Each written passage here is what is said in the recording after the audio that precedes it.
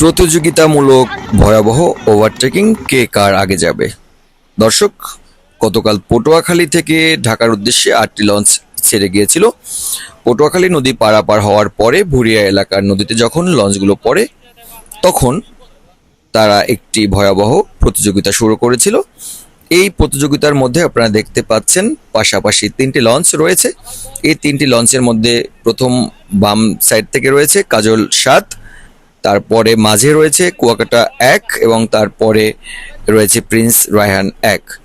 এই 3টি লঞ্চ কিন্তু তারা আপনারা দেখতে পাচ্ছেন যে একটি কে কার আগে যাবে সেই প্রতিযোগিতা তারা মেতেছে, এবং আপনারা দেখছেন লঞ্চ ভর্তি কিন্তু যাত্রী রয়েছে। লঞ্চের ছাদেও কিন্তু আমরা বেশ যাত্রী দেখতে পাচ্ছি, এবং প্রতিটি লঞ্চে আনুমানিক কয়েক হাজার যাত্রী রয়েছে সেটি অনুমান করা যাচ্ছে।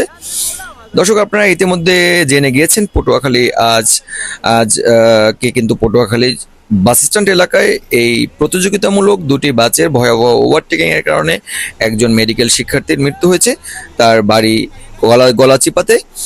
এবং আপনারা দেখছেন যে এই 3টি লঞ্চ যেভাবে করে প্রতিযোগিতা করে কে কার আগে যাবে, খুবই কাছাকাছি, কিন্তু একজন আর একজনের একদম কোল ঘেঁষেই সাথেই কিন্তু তারা এভাবে পার হচ্ছে।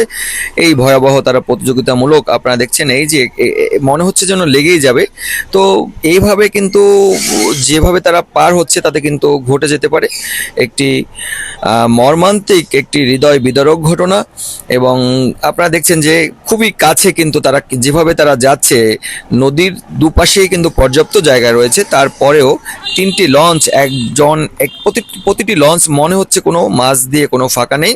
এবং তারা এই প্রতিযোগিতায় যে কোনোভাবে একটি লঞ্চের সাথে আরেকটি লঞ্চের যদি কোনোভাবে ধাক্কা লেগে যায়, এটি কিন্তু একটি বিশাল বা বড় ধরনের একটি মর্মান্তিক দুর্ঘটনা ঘটতে পারে।